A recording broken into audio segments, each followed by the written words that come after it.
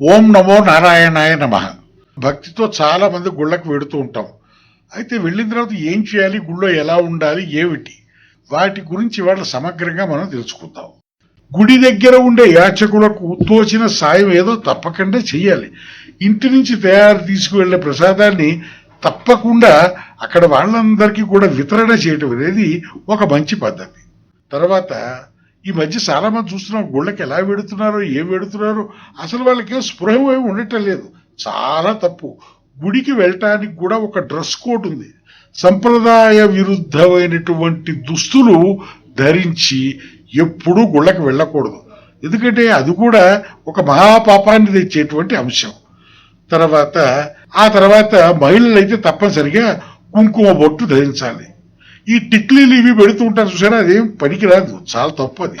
అలాగే తలలో ఏదైనా పువ్వులు ధరించి వెళ్ళటం కూడా చాలా మంచి పద్ధతి.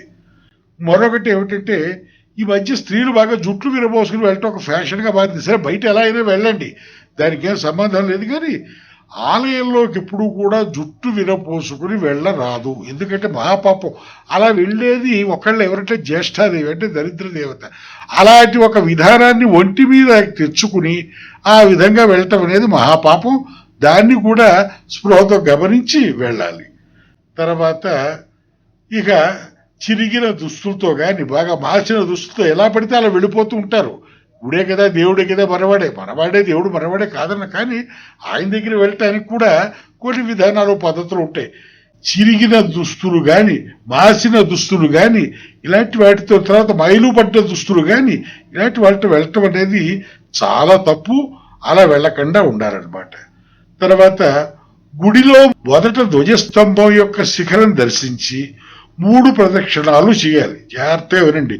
గుడిలో మొదట ధ్వజస్తంభం యొక్క శిఖరం దర్శించి ఆ తర్వాత 3 ప్రదక్షిణాలు చేయాలి. గుళ్ళో కనుక గోమాత ఉంటే తప్పనిసరిగా ఏదైనా దానికి గ్రాసం ఇచ్చి ప్రదక్షిణ చేసి నమస్కరించడం అనేది చాలా ఉత్తమమైనటువంటి విషయం. ఆ తర్వాత గుడి చుట్టూ ఏర్పాటు చేసిన బలిపీఠాలు ఉంటాయి, వాటిని పొరపాటును కూడా తాకూడదు. ఎందుకంటే వాటికి ఉన్నటువంటి ఐతిహ్యం వాటికి ఉంటుంది. వాటిని తాకుతూ మనం వెళ్ళేది ఏదో ఫ్యాషన్ షోకి కాదు, అన్ని ఇష్టం వచ్చినట్టు తాకటానికి వాటికి ఒక పద్ధతి ఉంది. వాటిని ఎప్పుడూ కూడా తాకకుండా ఉండాలి. ఆ తర్వాత గుళ్ళో దేవునికి సాష్టాంగ నమస్కారం చేస్తుంటారు చాలా మంది. అది కూడా చేయకూడదు.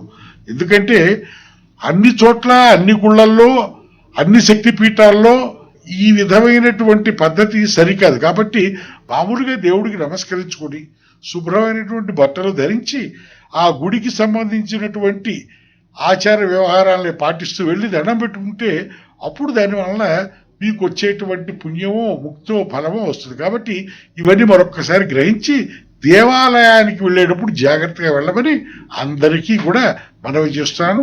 ఓం నమః శివాయ.